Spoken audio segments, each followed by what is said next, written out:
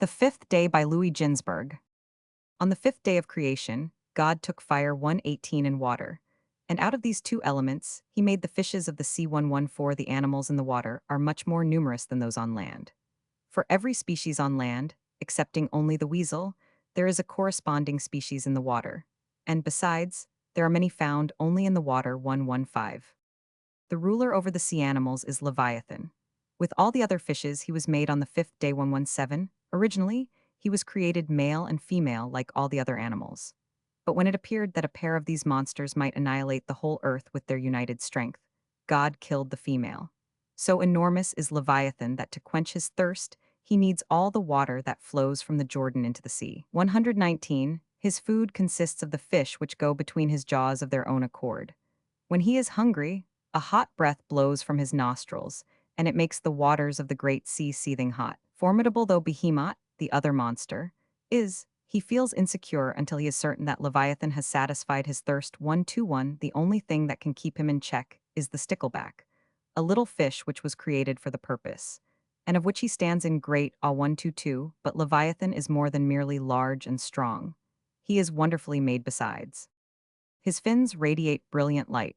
The very sun is obscured by it. 123, and also his eyes shed such splendor that frequently the sea is illuminated suddenly by it. 121. No wonder that this marvelous beast is the plaything of God, in whom he takes his pastime. 124.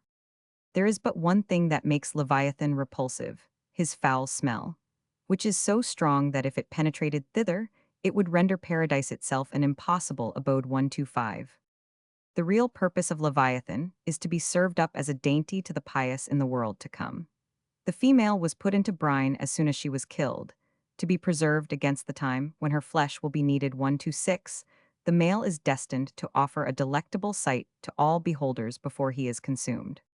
When his last hour arrives, God will summon the angels to enter into combat with the monster. But no sooner will Leviathan cast his glance at them than they will flee in fear and dismay from the field of battle. They will return to the charge with swords, but in vain, for his scales can turn back steel like straw. They will be equally unsuccessful when they attempt to kill him by throwing darts and slinging stones. Such missiles will rebound without leaving the least impression on his body.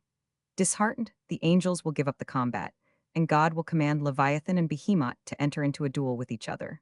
The issue will be that both will drop dead, Behemoth slaughtered by a blow of Leviathan's fins, and Leviathan killed by a lash of Behemoth's tail. From the skin of Leviathan, God will construct tents to shelter companies of the pious, while they enjoy the dishes made of his flesh.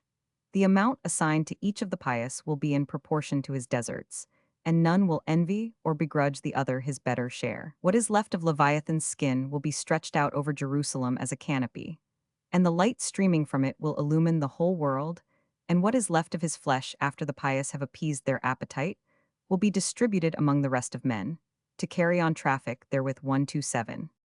On the same day with the fishes, the birds were created, for these two kinds of animals are closely related to each other. Fish are fashioned out of water, and birds out of marshy ground saturated with water. 128.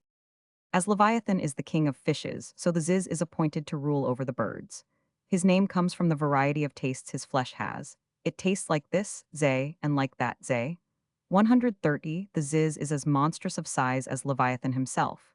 His ankles rest on the earth, and his head reaches to the very sky. 121. It once happened that travelers on a vessel noticed a bird. As he stood in the water, it merely covered his feet, and his head knocked against the sky. The onlookers thought the water could not have any depth at that point, and they prepared to take a bath there. A heavenly voice warned them, "Alight not here." Once a carpenter's axe slipped from his hand at this spot, and it took it 7 years to touch bottom.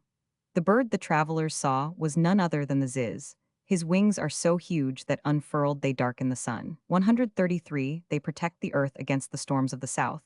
Without their aid, the earth would not be able to resist the winds blowing thence. Once an egg of the Ziz fell to the ground and broke. The fluid from it flooded 60 cities, and the shock crushed 300 cedars. Fortunately, such accidents do not occur frequently. As a rule, the bird lets her eggs slide gently into her nest. This one mishap was due to the fact that the egg was rotten, and the bird cast it away carelessly.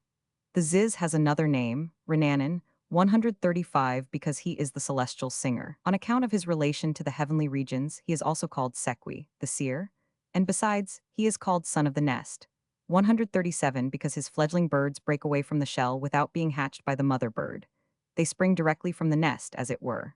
Like Leviathan, so Ziz is a delicacy to be served to the pious at the end of time, to compensate them for the privations which abstaining from the unclean fowls imposed upon them. 139.